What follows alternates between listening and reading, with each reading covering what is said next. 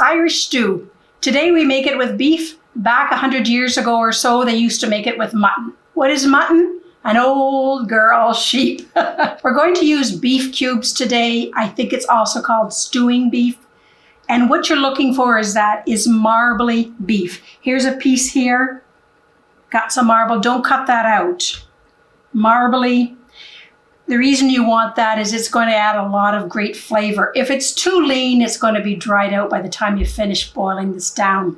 All right, let's get to it. Enough gosh darn talking. I've got a bunch of flour here, salt and pepper. Stir it up. A lot of recipes, if you're Googling them on the internet, do not do this step. The reason I'm doing this is it just saves you time in making the broth. Let's just throw them into the flour. Get a wee coat on them like this. And let's just put them over in the next plate. Let's begin. I'm going to put 3 generous tablespoons of olive oil in the pot. And I'm going to one by one put my beef cubes in here. By the way, I forgot to tell you, the beef cube should be about 1.5 inches in size. Let's see if it sizzles. A little bit. I want to make sure I don't have a lot of flour dripping off of this. In the pot they go. Don't overcrowd your pot. See, I'm knocking off the flour there. You just want to brown them on all sides.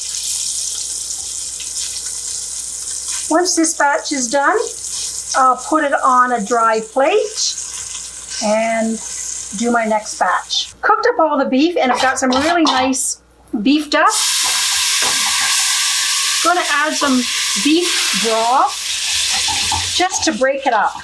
You don't want to get rid of that because that's where all the wonderful flavors are.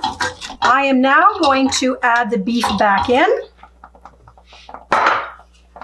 No fancy way to do it. Just like that works for me. A little blood there, but that's fine. It's all going to cook down.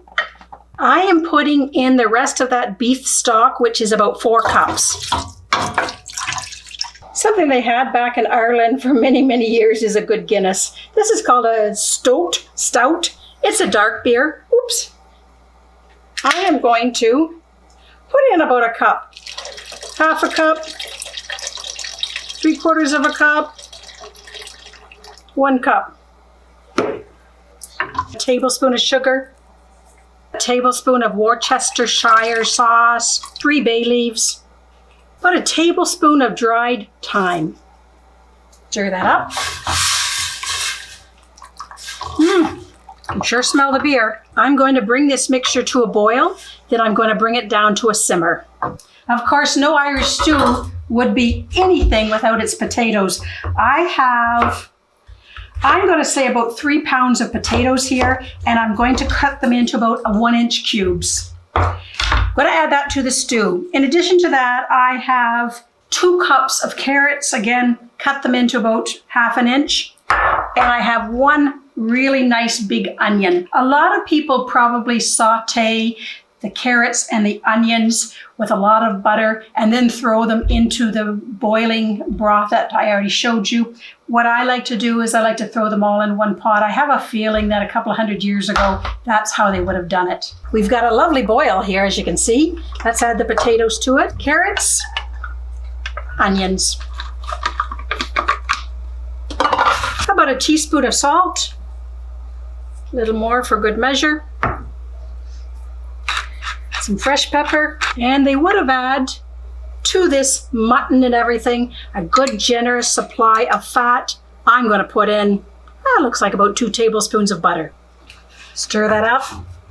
We'll taste it as we go along. Might need a bit more salt. Let's bring it to a boil and then simmer her down. So there you have it. That is going to be as authentic as you can get for Irish stew. If we had the mutton, it would be the real McCoy. So, like they say in Ireland, kiss my arse.